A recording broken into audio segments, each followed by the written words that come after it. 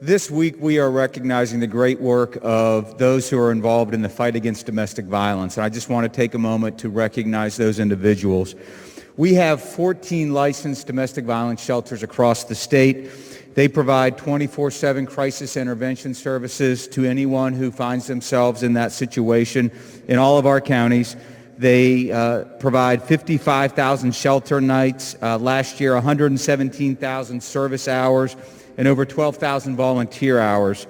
And so it's important that we pause for a moment, recognize the good work they do, not only the advocates, but also the law enforcement officers and the prosecutors who work alongside of them. I've been working with them, Mr. President, in one way or another since 1997 when I was myself a domestic violence prosecutor, so I saw firsthand the good work that these individuals do.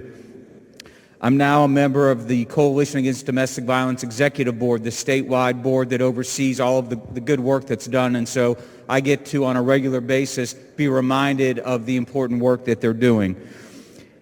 Collectively, these people are working to change the culture in West Virginia that surrounds domestic violence and sexual assault, and they provide support to victims at all hours of the day, as I said. They're also working with prevention programming, and that means they are talking to young people about unhealthy relationships. They're talking about sexual assault. They're talking about consent. They're talking about the importance of bystander intervention.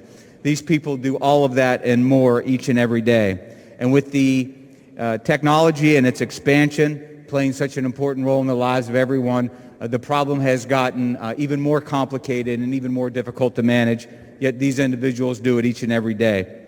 And so I would just like to remind all of us of what the role is of this legislature and of this Senate, and it's to continue to pass laws that keep up with our changing world, to continue to pass laws that hold offenders accountable, and to provide the funding necessary to support the important efforts of domestic violence advocates across the state.